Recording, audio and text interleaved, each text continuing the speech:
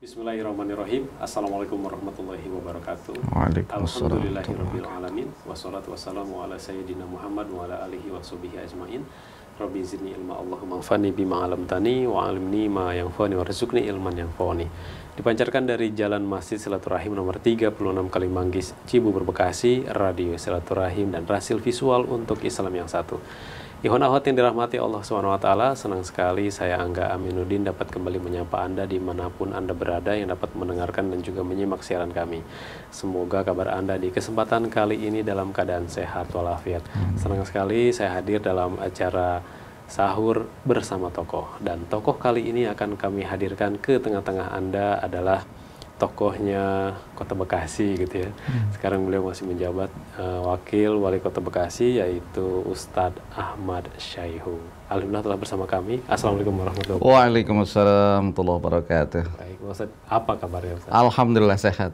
Sehat Ustadz ya? Alhamdulillah bikhair. Jadi Ustadz ini dilahirkan di desa Ciledug Kulon, Kecamatan Ciledug, Cirebon ya Ustadz ya? Betul. 1965. Berarti sekarang sudah masuk ke usia yang ke 53. 53. Iya. Baik. Sudah punya putra 5 nih Pak Ustadz? 6 sekarang. Oh, 6 ya? Iya. Sudah punya putra 6. Ustadz mungkin bisa ceritakan gitu masa kecil Ustadz dulu. Kita kan ingin lebih dekat nih dengan pendengar gitu. Ini sosok yang diangkat sekarang siapa nih? Karena nanti kita tuh akan mengambil inspirasinya, mengambil pelajarannya gitu dari sosok seorang Ustadz Syaihu itu apa sih sebenarnya gitu. Katanya Ustadz Cirebon pernah nyantri juga di pesantren Buntet ya? Iya betul. Ini cerita masa kecil gimana Ustadz? Iya, jadi alhamdulillah saya dilahirkan 53 tahun yang lalu ya, tepatnya 23 Januari 1965. Jadi alhamdulillah saya dilahirkan dari seorang ibu ya, ibu rumah tangga biasa bernama Hajjah Nafi'ah binti Thohir, dan ayahanda saya Kiai Haji Maksum bin Abil Khair. Ya, jadi dalam suasana kehidupan yang bersama-sama dengan 4 kakak-kakak saya, karena saya paling kecil. Oh gitu. Ya, jadi kami 5 bersaudara dan saat saya lahir memang ada kakak 1 yang sudah meninggal terlebih dahulu. Jadi berempat lah kami dibesarkan oleh ibu dan bapak. Alhamdulillah dalam suasana yang karena orang tua saya itu kepala KUA, kantor urusan agama. Ya, jadi seringkali dalam suasana kecil itu suasana musabakoh di antara saudara-saudara. Jadi kakak saya 1 laki-laki 2 perempuan. Jadi dengan saya laki-laki juga, jadi 2 laki 2 perempuan lah, putra bapak sama ibu. Nah, seringkali misalnya begini, musabakoh yang seringkali diadakan musabakoh tilawatil Quran. Mengundang nanti guru ngaji dan kemudian juga memberikan penilaian siapa di antara kami yang ya layaklah mendapat apresiasi. Nah, jadi itu acara keluarga itu. Acara keluarga. Dan memang biasa mendatangkan guru-guru ya, walaupun guru-guru saudara juga ya. Jadi sepupu saya yang lebih sudah paham lebih dulu tentang Al-Quran mengajarkan ke saya. Jadi suasana-suasana kecil seperti ini justru menjadi satu pemicu pada suatu waktu bagaimana keinginan untuk lebih dekat dengan nilai-nilai Al-Quran, lebih dekat dengan suasana keberagamaan. Nah, memang saya kemudian mengalami pindah dari Ciledug itu ya, dulu kepala KUA Ciledug orang tua saya, kemudian pindah ke KUA Sindang Laut. Sindang Laut. Ya, KUA Lemah Abang waktu itu ya. Itu daerah mana Ustaz? Tetangga kecamatan lah mungkin ya. Masih Cirebon. Iya, masih Cirebon juga. Nah, disitulah mulai saya dalam suasana ingin lebih mandiri. Dan keinginan untuk di pesantren itu keinginan pribadi. Makanya kemudian dari situ ke Buntet itu dekat ya. Akhirnya saya saya ikut pesantren di Buntet biar lebih mandiri gitu. Saya belajar di sana saya kebetulan saat itu memang di salah seorang ulama di Buntet itu yang bernama Kiai Haji Khawas Nuruddin. Ya, di Buntet ini memang banyak spesialisasi ya. Kiai-kiainya. Saya lebih banyak mendalami hal yang terkait dengan qiraah, yaitu tilawah Al-Quran. Di sana juga biasanya saya mendalami dengan Kiai Haji Fuad Zain. Ya, jadi itulah hal-hal yang akhirnya memberikan satu motivasi semangat bagaimana untuk memacu lebih jauh lagi agar supaya kita bisa tilawah dengan baik, memahami Al-Quran juga dengan baik. Kira begitu. Menarik ikhwan akhwat. Dari kecil sudah musabaqah tilawah Quran. Di Buntet juga spesialisasi tilawah Quran. Berarti Pak Ustadz keberatan nggak kalau baca Quran berapa ayat gitu ya? Ini pasti kita penasaran nih, pengen denger qiraahnya nih Ustadz. Iya. A'udzubillahi minasyaitonirrajim. Bismillahirrahmanirrahim.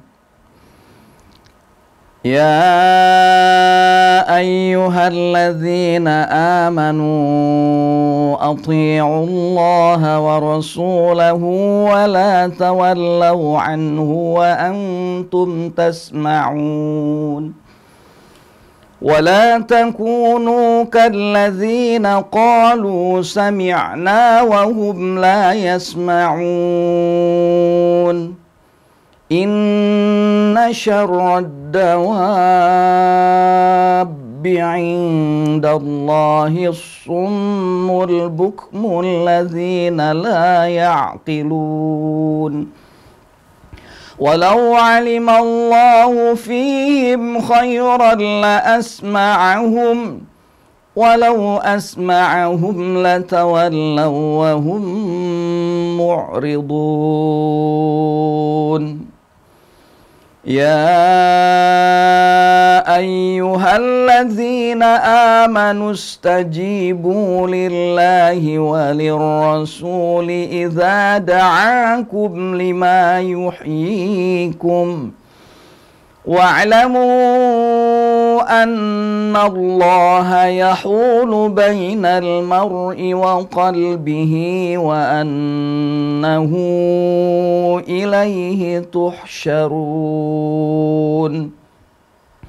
واتقوا فتنة لا تصيبن الذين ظلموا منكم خاصة واعلموا أن الله شديد العقاب صدق الله العظيم. Sadaqallahul karim. Subhanallah ya wanawat. Ini kayaknya kalau ada musabaqah lagi antar pejabat kayak Ustadz menang nih. Baik. Subhanallah. Pak Ustadz, kalau pengalaman pendidikannya gimana Ustadz? Kayaknya Ustadz sekolah tinggi justru di STAN ya Ustadz ya? Iya. Dulu saya jadi sempat juga jadi juara musabaqah tilawatil Quran waktu masih anak-anak ya. Ikut juga juara satu se-Kabupaten Cirebon. Ya, tahun 1979. Nah, jadi kalau pendidikan formal saya ya tadi dari SD, kemudian ke SMP, habis itu melanjutkan ke SMA, dan lalu pindah ke Jakarta, lanjut ke Sekolah Tinggi Akuntansi Negara. Gitu. Itu kenapa ngambil akuntansi, Ustaz? Ya, karena itu suasana kehidupan ekonomi orang tua juga kan begitu. Jadi cari pendidikan yang memang dibiayai negara waktu itu. Iya. Karena ada ikatan dinas ya. Nggak, salah satunya STAN. Nah, kebetulan ada juga kakak kelas saya di SMA Sindang Laut waktu itu. Memang masuk di STAN. Akhirnya saya juga ikut bersama-sama dibimbing oleh kakak kelas saya itu, dan alhamdulillah masuk juga di STAN. Jadi Ustadz putra Cirebon ya? Iya. Kalau dulu dengan sekarang Cirebon bedanya apa, Ustadz? Bedanya suasananya kali ya. Suasana ya? Iya, suasana zaman old sama zaman now. Zaman now. Tapi kalau lingkungan masyarakat ada yang berubah nggak di tempat Ustadz? Ya, ada sih dalam suasana-suasana sekarang ini ya. Ya, kalau saya melihat bagaimana teman-teman saya dulu penuh dengan kreativitas dan keakraban. Iya. Ya, termasuk dalam suasana puasa Iya, iya. Suasananya kebersamaannya luar biasa. Ya, sahur bersama atau biasalah bermalam bersama di surau ya. Nah, jadi suasana-suasana itu yang membuat kita bisa lebih terbuka satu sama lain. Nah, sekarang saya perhatikan banyak justru yang masing-masing sendiri-sendiri ya dengan sibuk dengan gadgetnya masing-masing. Iya. Masih anak-anak. Menjalin keakraban. Kalau dulu Ustadz sudah waktu zaman sekolah, kuliah itu sudah aktif di dunia dakwah belum? Ya, saya aktif di dunia dakwah. Artinya misalnya pendidikan formal misalnya sejak di SMP ya. SMP saya aktif di OSIS ya. Sebelumnya juga ketika di SD itu aktif di Pramuka. Seringkali tadi di Pramuka itu ya dalam hal-hal yang masalah-masalah spesifik, masalah keagamaan biasanya. Makanya ketika tampil-tampil di kepramukaan di sana ya memang ada motivasi tadi. Di antaranya memang ini kan siapa? Musabaqah tilawatil Quran. Nah, itu yang saya di kepramukaan juga banyak spesifik yang cenderung pada masalah-masalah keberagamaan. Gitu juga ketika saya di SMP seringnya pegang rohis ya. Kalau sekarang rohis, dulu belum ada rohis, namanya ya seksi keagamaan lah gitu ya. Begitu juga di SMA. Sampai di STAN juga begitu. Saya aktif di misalnya dulu kalau di STAN nggak ada BEM ya, adanya itu Senat Mahasiswa. Ya, Senat Mahasiswa juga saya di unit kerohanian Islamnya. Merangkap sebagai ketua masjid di kampus gitu. Ya, suasana itulah yang kemudian mendekatkan dengan dakwah ya, karena apa ya, sering panggil penceramah. Karena panggil penceramah ya kita juga ingin mendengarkan kan orang-orang hebat-hebat yang kita panggil.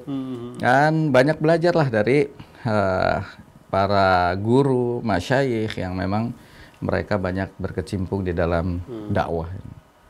Saya ke pengalaman kerja dari seorang Ustadz Ahmad Syaihu. Karena dari STAN berarti kan ada ikatan dinas. Betul. Pernah juga dinas di BPKP ya. Iya. Badan Pengawasan Keuangan dan Pembangunan. Sebelum di pusat sempat di dinas di daerah Sumatera ya. Iya, betul.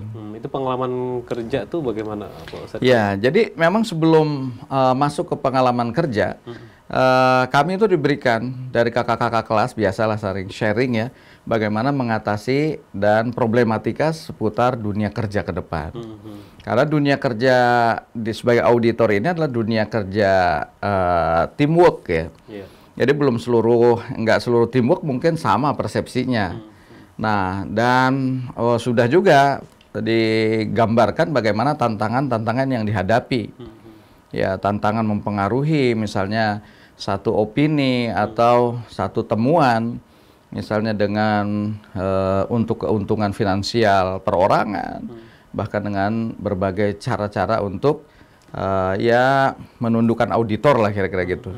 Nah, itulah sebabnya maka biasa kami karena sebagai kepengurusan masjid itu membekali para alumni yang akan berangkat ke tempat kerja. Itu biasanya kita bekali dengan buku dan Al-Quran, ya, sehingga Al-Quran terjemah, ya. Kenapa pakai Al-Quran juga? Ini agar supaya mereka teringat bahwa ini menjadi satu bacaan yang rutin bagi para alumni, ya.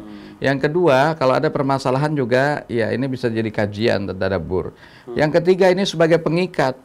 Bahwa inilah sebagai upaya dari Masjid Baitul Mal waktu itu ya namanya, untuk ya alumni-alumninya ingat, sehingga dia punya idealisme terhadap apa-apa yang sudah selama ini menjadi komitmen saat menjadi mahasiswa di STAN.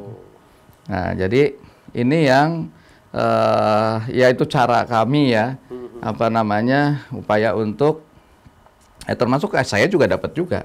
Sampai sekarang saya juga kalau itu teringat itu, ini pembagian dulu dari Masjid Baitul Mal. Nah, karena tantangannya tadi banyak yang mungkin upaya untuk menyuap auditor, ya, mempengaruhi opini auditor, ya, sehingga terjadi penyimpangan-penyimpangan. Nah, kemudian yang kedua, bagaimana untuk menghadapi tantangan, misalnya ada penawaran-penawaran dalam misalnya ya maaf misalnya hubungan seksual ya. Nah itu makanya sebelum saya berangkat ke Palembang, saya udah mengazamkan bagaimana saya harus menikah terlebih dahulu. Alhamdulillah memang. Ustaz menikah usia berapa? Usia 22 tahun. 22 tahun ya? Iya. Jadi 1 bulan menjelang keberangkatan, ya saya menikah. Alhamdulillah masih ada yang mau sama saya. Alhamdulillah. Waktu itu calonnya dapat dari mana, Ustaz? Teman sesama stan, ya. Ya akhirnya ya sama juga aktif di Rohis di MBM Masjid Baitul Mal. Ya akhirnya saya sebulan sebelum keberangkatan saya menikah. Ya. Temu jodohnya di stan. Temu jodohnya di stan. Ya, istri orang mana, Ustaz? Asli orang Pekalongan. Asli orang Pekalongan. Opek. Orang Pekalongan. Iya, orang Pekalongan Opek. Nah, jadi itu yang membuat komitmen ya paling tidak ya setelah kita menikah kan bisa ghaddul basar ya, ada teman juga untuk berdiskusi. Betul. Apalagi sesama auditor kira-kira gitu. Itu terasa berkahnya gimana tuh, Ustaz? Ya terasa berkahnya alhamdulillah. Jadi dengan ketika kerja saya sudah punya istri, ya lebih tenang lah, apalagi satu kantor ya. Nggak macam-macam, nggak neko-neko dari kantor kita ke rumah. Apalagi Allah cepat tuh memberikan putra ya. Nah, putra pertama saya tahun 87 sudah lahir. Jadi setahun setelah pernikahan, ya alhamdulillah.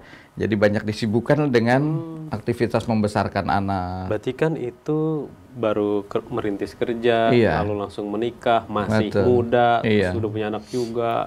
Nggak kerasa ini, Ustaz, dengan usia segitu, terasa sudah matang buat Ustaz? Ya, terasa matang memang ya harus dipaksakan masalah itu ya. Kenapa?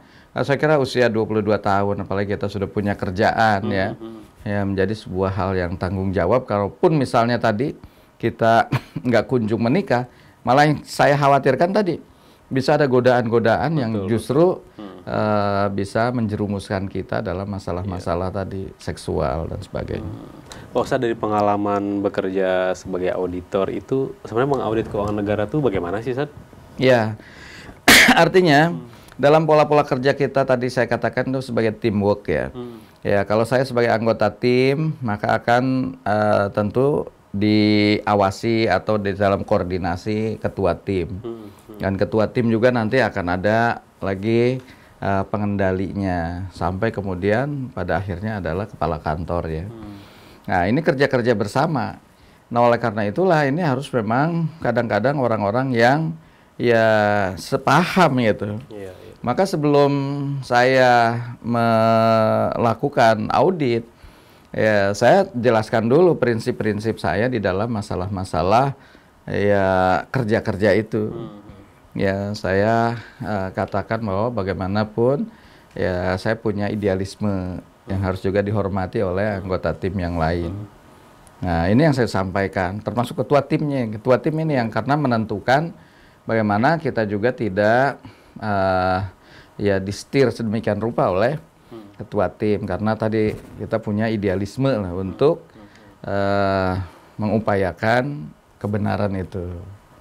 Nah, jadi dengan adanya pengungkapan seperti itu, pemahaman itu, jadi paham juga baik ketua tim maupun pengendali teknis dan sebagainya paham bagaimana prinsip-prinsip yang selama ini dipegang oleh saya. Ya, jadi kalau memang ada temuan ya temuan diungkapkan, tidak kemudian disembunyi-sembunyikan dan sebagainya. Betul. Kalau dari seorang Ustadz melihat perkembangan pembangunan di Indonesia ini bagaimana, Pak Ustadz? Ya, tentu sudah menunjukkan ke arah mensejahterakan rakyat. Ya, ada banyak hal yang mungkin perlu kita juga perbaiki ya, dan itu perlu introspeksi ya. Artinya kalau seringkali banyak kasus-kasus yang diketemukan di dalam proses pembangunan, apalagi kasus-kasus misalnya tangkap tangan, ya OTT dan sebagainya, ini menunjukkan betapa memang dalam proses-proses pembangunan ini ada hal-hal yang harus diperbaiki. Yang pertama memang harus kita introspeksi adalah kaitan dengan biaya demokrasi yang mahal misalnya. Ya, dengan mahalnya biaya demokrasi maka orang akan mencari penggantinya untuk setelah dia jadi. Nah, ini yang harus kita upayakan, memang harus ada ya revisi kaitan dengan bagaimana seorang pejabat itu ya memang fokus aja pada kebijakan-kebijakan mensejahterakan rakyatnya. Nah, itu tentu kalau dia punya beban-beban saat dia jadi sebagai pejabat publik, ya tentu dia akan berpikir bagaimana mengembalikan terlebih dahulu ya kos yang sudah dikeluarkan untuk dia duduk di dalam satu jabatan publik. Nah, ini memang harus diperbaiki secara sistemik ya. Artinya harus dengan aturan-aturan perundang-undangan. Berarti sistemnya masih rentan? Ya, rentan. Apalagi dengan kondisi masyarakat yang artinya mudah untuk dipengaruhi dengan money politik. Itu kan lebih besar lagi. Kita bisa bayangkan berapa jumlah pemilih di satu kota, di satu provinsi. Kalau itu kemudian harus seorang kandidat itu dia membiayai orang per orang pemilihnya. Nah, inilah sehingga proses-proses pembangunan ini tentu tadi harus ada ya upaya-upaya perbaikan. Saya sangat optimis dengan semakin dewasanya kita di dalam berdemokrasi, mudah-mudahan akan bisa semakin berpengaruh juga terhadap upaya untuk perbaikan proses pembangunan. Sehingga tadi dia akan lebih fokus pada upaya mensejahterakan masyarakatnya. Yang justru ini menjadi tanggung jawab dan amanah konstitusi bagi seorang pemimpin, kira-kira begitu. Nah, Pak Ustadz, itu bagaimana ceritanya Pak Ustadz ketika waktu itu berarti kan Pak Ustadz ketika di BPKP sudah menjadi PNS ya? Iya. Terus bagaimana ceritanya ketemu Partai Keadilan Sejahtera? Iya. Lalu menjadi salah satu kader. Iya, saya melihat justru itu masalah-masalah kaitan dengan proses pembangunan. Saya melihat waktu itu kan proses reformasi tuh 98 ya.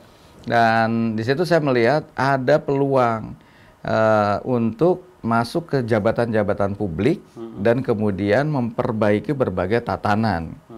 Kalau saya di auditor terus itu, secara ini kan tingkat persaingan sama auditor juga lama gitu ya. Hanya ya praktis mungkin sekedar menjadi tugas-tugas clerical dan nggak mampu mengambil kebijakan gitu ya.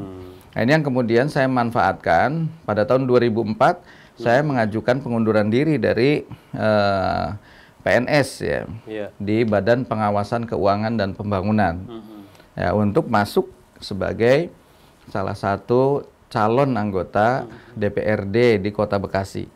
Nah, alhamdulillah kemudian terpilih, dan situ kemudian ya 2004 sampai 2009 saya menjadi wakil ketua DPRD di Kota Bekasi. Nah, jadi itu sebenarnya yang mendasari bagaimana keinginan untuk ikut serta di dalam perumusan kebijakan. Sebelumnya Ustadz, apakah memang sudah akrab dengan para pendiri PKS atau memang justru dari awal menjadi kader partai ini? Ya, karena kedekatan dengan beberapa pendiri PKS dan kemudian juga ada kesamaan. Kan tadi saya katakan saya sering di kantor saya diamanahi juga sebagai ketua masjid ya. Hingga dialog, diskusi yang salah satunya banyak penceramah-penceramah yang memang kita undang, ustadz-ustadz dari PKS sebagainya. Terjadi pertukaran pemikiran yang alhamdulillah akhirnya ada kesamaan visi untuk membangun negeri ini.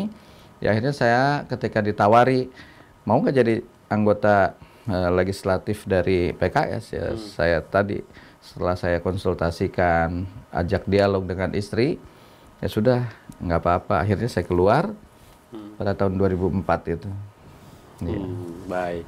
Ikhwan akhwat, saat ini sedang mendengarkan acara sahur bersama tokoh, dan tokoh kali ini yang kami hadirkan adalah Bapak Ustadz Ahmad Syaihu.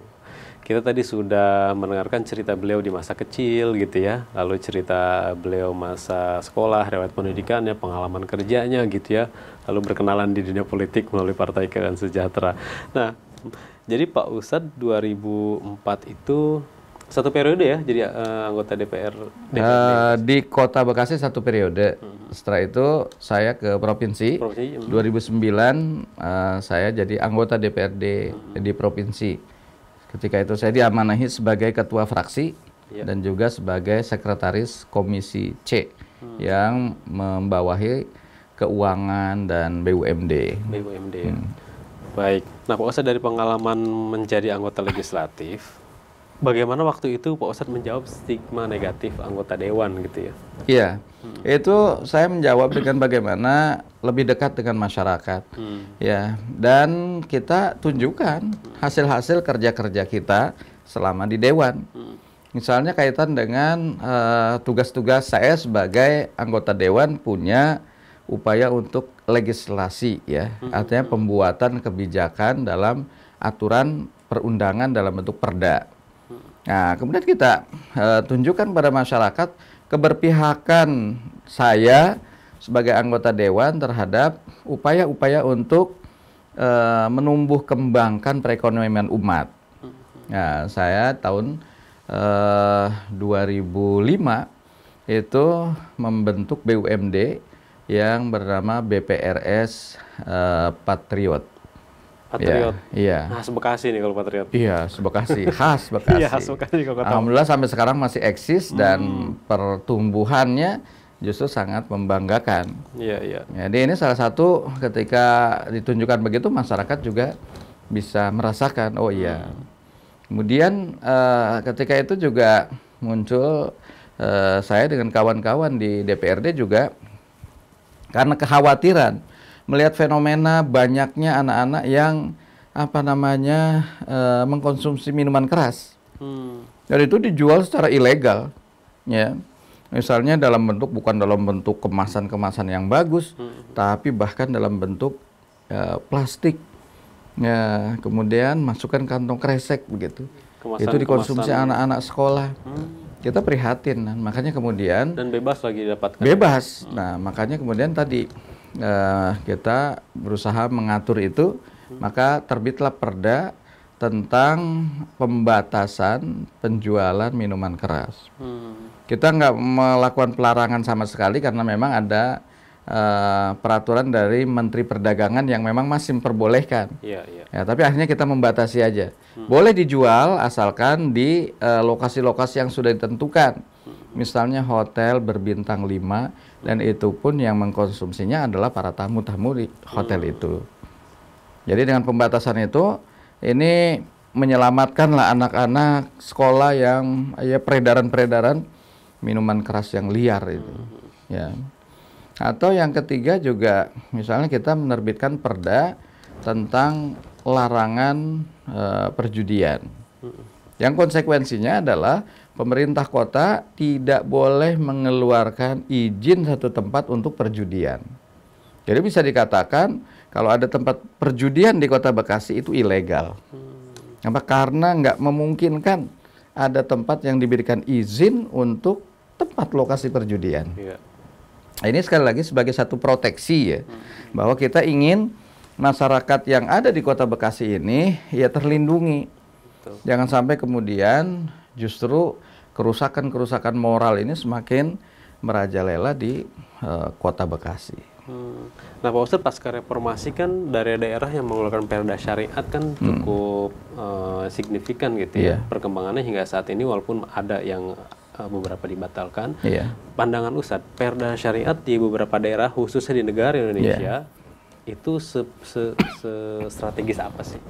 Ya, sepanjang itu melakukan pengaturan yang memang sesuai dengan koridor hukum dan upaya untuk penyelamatan masa depan bangsa, masa depan sebuah kota, masa depan sebuah provinsi, saya kira ini menjadi sebuah hal yang ya nggak masalah ya.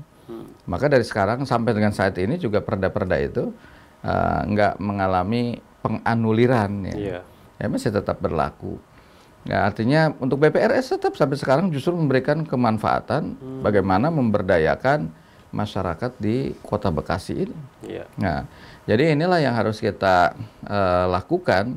Justru langkah-langkah bagaimana kita protektif terhadap upaya-upaya kerusakan yang ada terjadi di masyarakat. Dalam masalah penganggaran misalnya, ya kita juga realistis bagaimana dulu dari APBD yang sedemikian kecil hanya ratusan miliar saja, kemudian di akhir masa jabatan saya sebagai anggota Dewan di Kota Bekasi, alhamdulillah sudah menjangkau angka triliunan. Jadi proses-proses inilah yang kemudian kita tadi fahamkan kepada masyarakat bahwa selama saya di Dewan juga nggak diam-diam saja. Nah, sehingga masyarakat paham bahwa itu saya sampaikan biasanya dalam reses, ya, bahkan nggak terbatas dalam reses saja. Kenapa? Karena peluang-peluang saya dekat dengan media, ya. Maka saya juga mengungkapkan melalui media. Bahkan saya juga punya tradisi itu untuk menulis, ya. Maka beberapa ketika saya jadi anggota DPRD di Jawa Barat, 2009 saya jadi anggota DPRD Jawa Barat, seringkali itu saya membuat satu buku tulisan lintasan pemikiran ekonomi Jawa Barat. Itu hasil kunjungan-kunjungan saya ke berbagai daerah di Jawa Barat. Ditulis. Nah, selama saya jadi wakil wali kota juga saya menulis juga, yang saya sering tulisan-tulisan sedikit, saya masukkan ke blogspot misalnya di Kompasiana. Akhirnya setelah dikumpul-kumpul, ternyata sudah banyak juga, bahkan lebih dari 200 halaman. Nah, kemudian saya bukukan, jadilah itu satu buku sendiri. Berarti cukup aktif menulis, ya? Iya. Jadi sudah ada berapa buku saja yang ditulis? Ada sekitar 5 buku, ya. Kalau nggak salah ada yang baru tuh, Kang Sayhu, ya? Nah, kalau itu bukan tulisan saya. Bukan, ya? Cuma tulisan tentang saya. Tentang Ustaz. Iya. Itu pengalaman teman-teman yang mendampingi saya sebagai staf. Kemudian ada yang menuliskannya, ya, sehingga jadi buku itu. Nah, yang menarik dari sosok Pak Ustadz Ahmad Sayhu ini adalah di masyarakat juga dikenal sebagai sosok ustadznya sebenarnya. Kalau dari pengalaman kan sebenarnya pengalaman untuk tampil di dunia dakwah mungkin dibandingkan dengan kesibukan kerja, lebih banyak kesibukan kerja gitu, aktivitas dunia dakwahnya justru mungkin belum terlalu banyak. Tapi kok sosok masyarakat tuh mengenalnya ustadz ini tuh gitu. Nah, ada cerita gimana sebenarnya ini? Karena ketika di beberapa tempat saya tinggal, ya, saya ikut berperan serta apa sih yang harus saya perbuat di sana. Gitu. Maka sejak saya kuliah di STAN, saya tinggal di Purnawarman waktu itu, ya.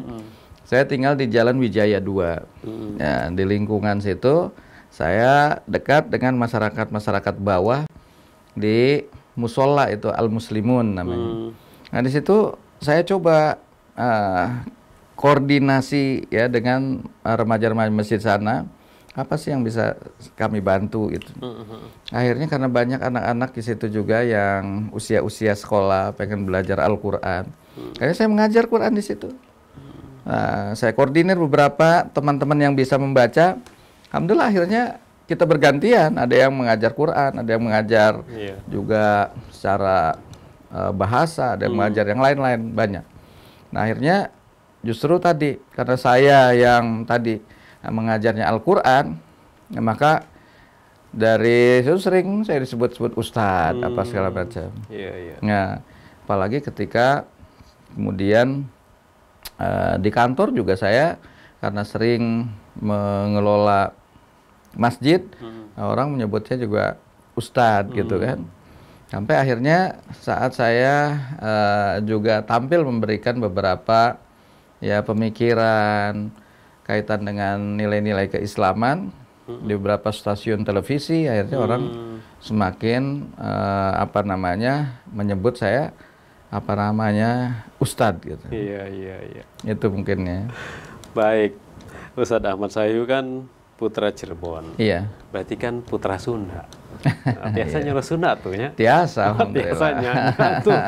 Komode di Jawa Barat mah gitu, ya. Nah, Pak Ustadz, saya akan bertanya ini mengenai budaya Sunda yang erat dengan keislamannya gitu. Jawa Barat terkenal dengan warga yang someah gitu, ya. Nah, ini kayak kaitannya dengan budaya akhlak Islami itu ada nggak, Ustaz? Oh, sangat kental, ya, kalau kita kembalikan kepada akhlak Islami, ya. Yang ini tentu banyak kadang-kadang dalam simbolisasi masyarakat juga, ya. Kalau kita misalnya melihat simbolisasi dari senjata yang di daerah Sunda, apa namanya? Kenal? Kujang, ya.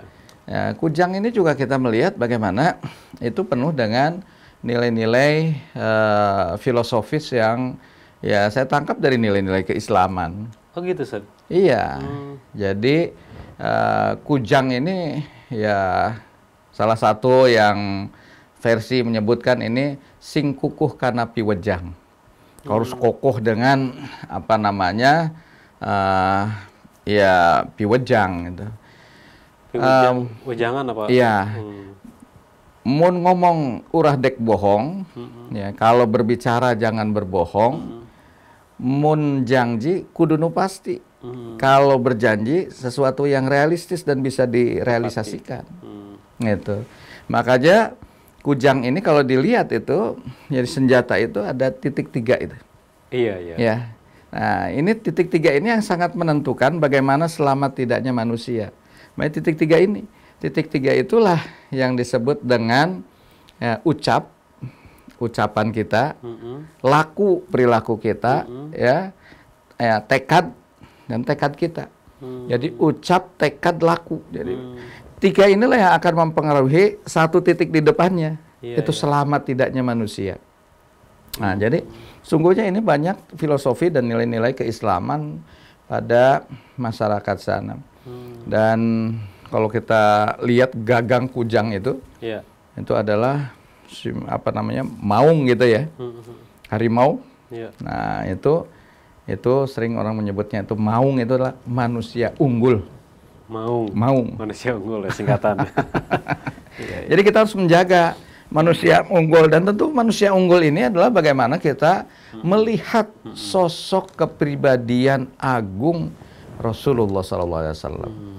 Beliau yang mengagungkan bukan manusia, tapi yang mengagungkannya adalah langsung Allah Subhanahu wa Ta'ala yang memujinya. Wa innaka la'ala khuluqin azim. Sungguhnya engkau wahai Muhammad memiliki kepribadian yang agung. Islam Sunda melihat sisi keberagaman itu bagaimana Pak Ustadz? Karena Jawa Barat sekarang sudah kita lihat, wah sudah beragam sekali, bukan hanya DKI Jakarta. Karena kan berbatasan langsung dengan Jawa Barat. Betul. Asimilasi juga banyak terjadi di Jawa Barat. Betul. Menjaga keberagamannya bagaimana Pak Ustadz? Nah, menjaga keberagaman di dalam proses kehidupan pada masyarakat di Jawa Barat tentu menyadari betul bahwa sebuah daerah ini nggak akan mungkin dia hidup hanya memproteksi dirinya, nggak bisa bergaul dengan daerah-daerah lain.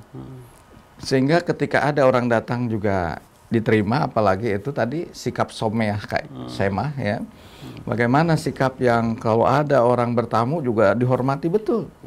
Nah, sehingga sikap seperti ini perhatikan, lihat banyak misalnya di Kota Bandung. Itu orang-orang yang pernah tugas di Kota Bandung seringkali nggak mau balik ke daerahnya masing-masing. Gitu ya? Orang Jawa dari Surabaya ke Bandung ya udah menetap di Bandung. Nah, orang Medan bertugas di Bandung dia tinggal. Jadi lebih nyaman gitu. Kenapa? Karena suasana sikap penerimaan masyarakat Jawa Barat terhadap para tamu itu yang luar biasa, dekat dan akrab. Ya. Nah, oleh karena itulah sebuah hal yang biasa dalam masyarakat di daerah Jawa Barat itu untuk saling menghormati satu sama lain. Baik itu dalam masalah budaya. Makanya budayanya agak misalnya kita lihat budaya di arah timur itu budaya lebih dekat ke Jawa, Cirebon ya. Kemudian ke arah ibu kotanya di Bandung, Priangan. Nah, itu budaya-budaya Sunda. Nah, adapun budaya yang agak ke barat di Bekasi, Depok dan sebagainya, ini justru budaya yang mengarah kepada Betawi.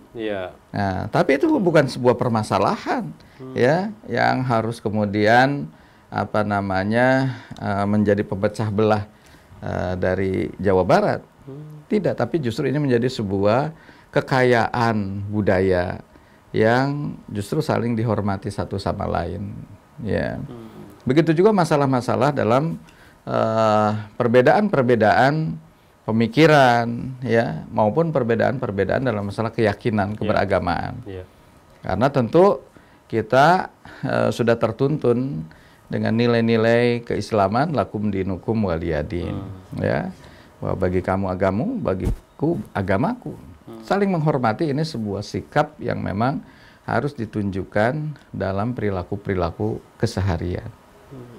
Lalu lebih khusus di Bekasi, Pak Ustadz, Iya. Kota Bekasi, Pak Ustadz menjadi salah satu pejabat di Kota Bekasi ini, kita lihat pembangunan fisik infrastruktur juga terus merangkak naik gitu ya.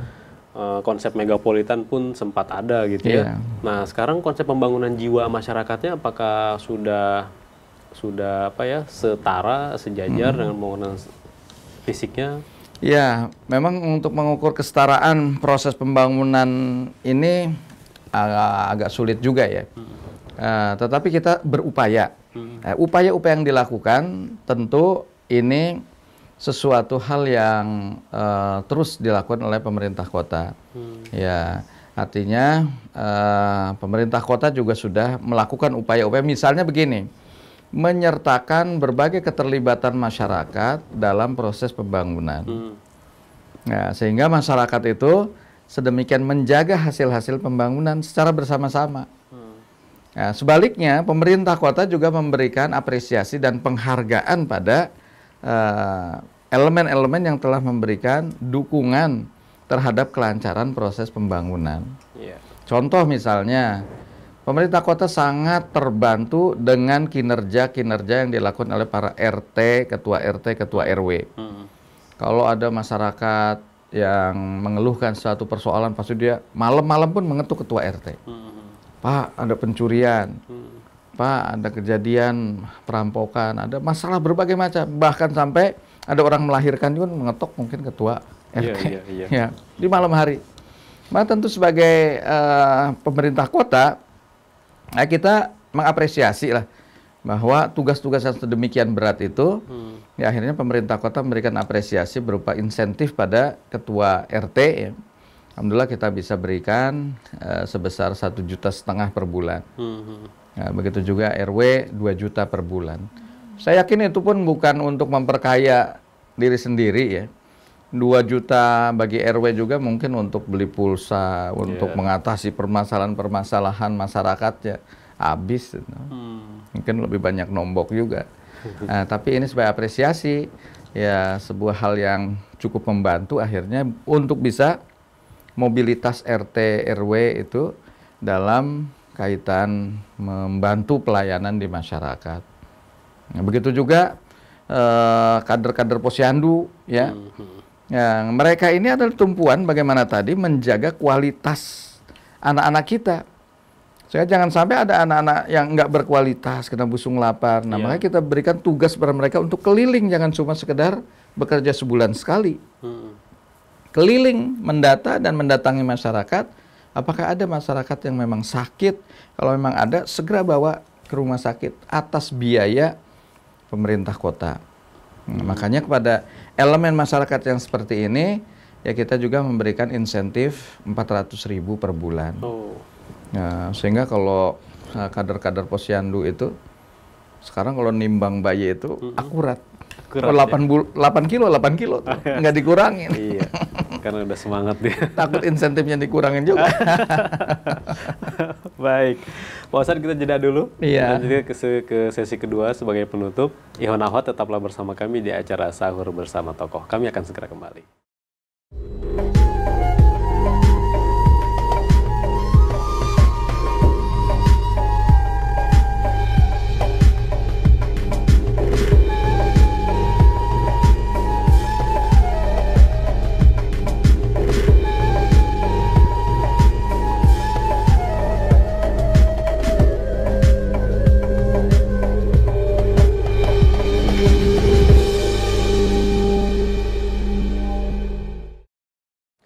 Radio Silaturahim dan Rasil Visual untuk Islam yang satu, ikhwan akhwat yang dirahmati Allah Subhanahu wa taala. Terima kasih masih bersama kami dalam acara Sahur Bersama Tokoh.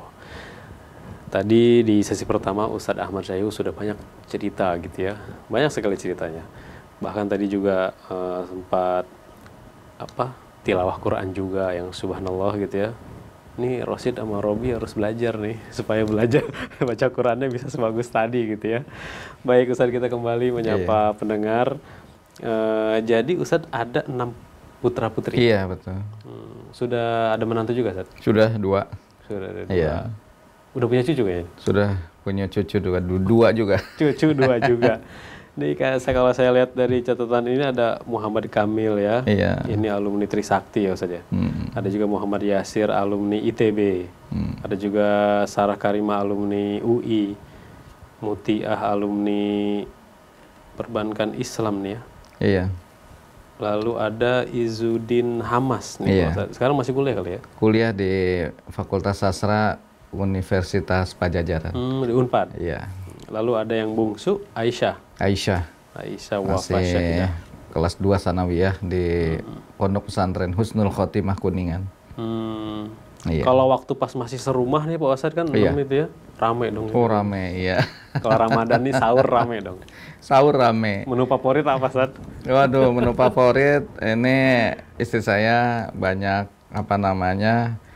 menu yang disajikan ya. Artinya banyak tuh beragam itu dari hari ke hari ya, perbedaan menu itu. Dan diantaranya memang kalau anak-anak sih biasanya menu-menu yang pengen instan gitu ya, seperti ayam goreng gitu. Nah itu yang diinginkan oleh anak-anak. Tapi istri saya kadang suka buat ya menu-menu yang khas Pekalongan. Kalau asli dari Pekalongan. Apa khas Pekalongan tuh? Nah, ya seperti soto Pekalongan. Soto Namanya Pekalongan. tauto kalau di Pekalongan. Tauto. Iya. Kalau favorit Ustadz apa? Nah, kalau favorit saya itu sambal. Sambal ya? Sambal goreng. Cirebon terasi dong. Iya, itu waduh saya kalau terasi. pulang ke Cirebon selalu itu ibu membuatkan tuh sambal goreng. Ustadz, kenapa Cirebon terkenal sama terasinya sih? Sama udangnya juga, udang Ya rebon memang gitu. dulu kan menjadi itu produk unggulan di Cirebon itu ya udang, dan juga ya itu terasi karena berasal dari udang itu ya. Nah, jadi ini yang jadi unggulan di Cirebon. Saya inget tuh Pak Ustadz beberapa tahun yang lalu ketika Pak Ahmad Heriawan Gubernur Jawa Barat itu menginstruksikan kepada warga Jawa Barat itu untuk mengkonsumsi singkong, ubi gitu ya. Jadi jangan tergantung pada nasi. Iya. Nah, ini makanan-makanan khas kedaerahan nih bisa mencerdaskan juga ya, Ustadz? Iya, jadi ini justru kita harus punya ketahanan pangan. Ketahanan Ya. pangan. Artinya kita juga membiasakan jangan ketergantungan terhadap nasi saja. Ketika nggak ada nasi, kita jadi Mie sekarang. mie. Mie instan lagi. Dan sekarang ada pola seolah-olah diseragamkan. Ya, harus ada beras nasi sehingga stok beras itu selalu kurang. Padahal dulu-dulu kan misalnya orang yang sudah biasa makan sagu, ya biarkan makan sagu karena itu memang ada sebetulnya kadarnya mungkin nggak terlalu jauh berbeda. Iya. Nah jadi ada yang makan biasa jagung, ya jagung lah. Nah dulu ketika saya kecil juga kalau ada jagung ya jagung yang dijadikan makanan, bahkan dijadikan juga seperti beras gitu kan. Iya.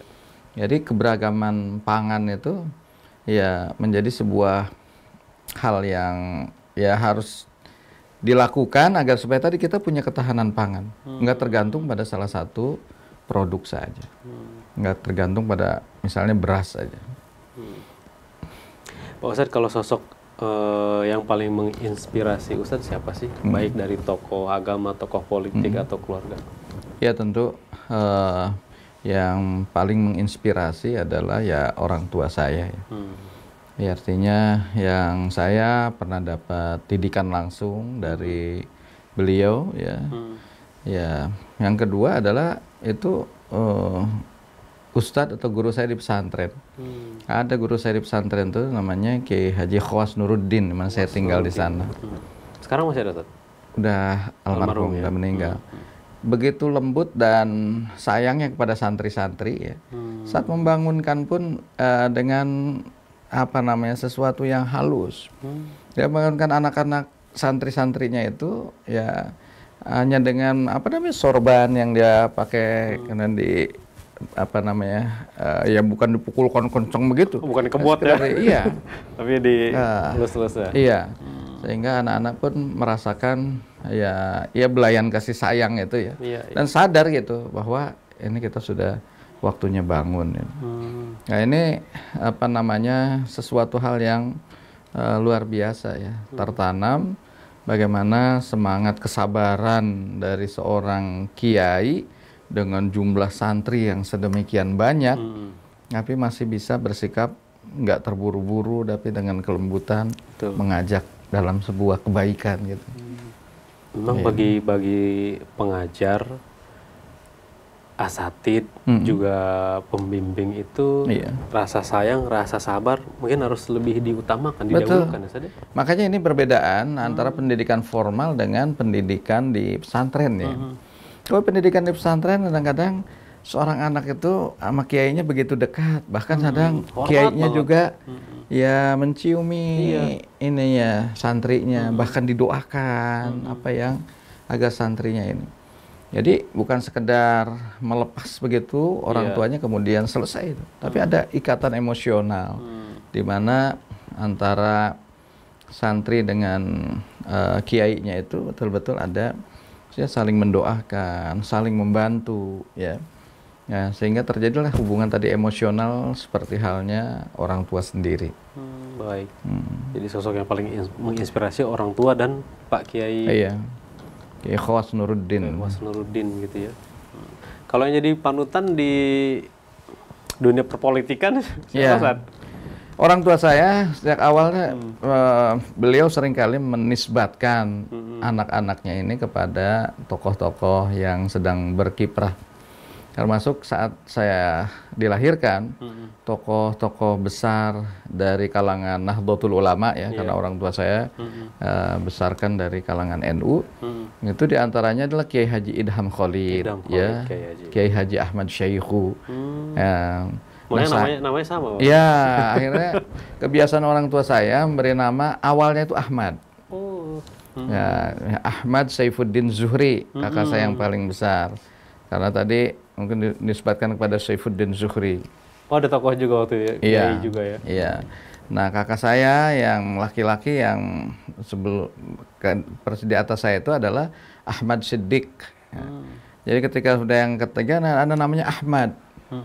Namanya dari 3 tokoh yang ada ketika itu tokoh NU, ya ini ada nama Ahmad Syaihu. Akhirnya berilah nama saya Ahmad Syaihu. Oh, itulah terbelakang namanya ya? Iya. Baik. Subhanallah. Baik Pak Ustadz, ini sayang sekali kita sudah dibatasi oleh waktu. Namun sebagai penutup Pak Ustadz, pesan Ramadan untuk pendengar dan pemirsa apa dari seorang Ustadz? Iya, pemirsa Rasil TV yang dirahmati Allah Subhanahu wa Ta'ala, mari kita manfaatkan momentum Ramadan ini dengan sebaik-baiknya. Ramadan ini bulan yang penuh dengan keberkahan. Mari kita manfaatkan untuk peningkatan kualitas keimanan kita secara pribadi. Dan juga yang kedua adalah bagaimana kita harus juga membangun kebersamaan di tengah keluarga. Ini momentum Ramadan adalah momentum yang sangat tepat. Kita bisa makan bersama, kita bisa buka bersama, sahur bersama, tilawah bersama, semua dalam kebersamaan di tengah keluarga. Oleh karena itu, sangat sayang kalau Ramadan ini berlalu tanpa upaya untuk pengokohan ikatan-ikatan keluarga antara suami, istri, dan anak-anak. Ini momentum yang sangat baik. Mudah-mudahan dengan ikatan yang kokoh di tengah keluarga, justru kita akan bisa lebih besar memberikan kontribusi pada masyarakat. Kita tidak disibukkan dengan persoalan keluarga, tapi kita akhirnya di masyarakat justru sibuk bagaimana memperbaiki tatanan kehidupan masyarakat, sehingga insya Allah secara kolektif negeri ini akan bisa menjadi negeri yang lebih baik. Inilah yang ingin saya ingatkan khususnya pada diri saya sendiri, dan mudah-mudahan bermanfaat bagi pemirsa Rasil TV yang lain. Baik, demikianlah ikhwan akhwat yang dirahmati Allah Subhanahu wa Ta'ala, bincang-bincang dengan kami di acara Sahur Bersama Tokoh. Dan Pak Ustadz, terima kasih banyak atas waktunya. Ya, sama-sama. Dan juga berbagi pengalaman, inspirasinya gitu ya. Semoga selalu diberikan kesehatan dan juga kelancaran oleh Allah SWT dalam segala aktivitasnya. Ikhwan akhwat, Bapak Ustadz Ahmad Syaihu, Wakil Wali Kota Kota Bekasi, dan juga di tahun ini berpartisipasi ikut Pilgub Jabar, mendampingi Bapak Ajat. Iya. Bapak Maijen Sudrajat. Bapak Maijen Sudrajat. Baik. Demikianlah Ikhwan Akhwat, semoga bermanfaat bagi Anda semua dan mohon maaf atas segala kesalahan kata. Saya Angga Aminuddin undur diri. Billahi taufiq wal hidayah. Subhanakallahumma wa bihamdika asyhadu an la ilaha illa anta astaghfiruka wa atubu ilaik. Assalamualaikum warahmatullahi wabarakatuh.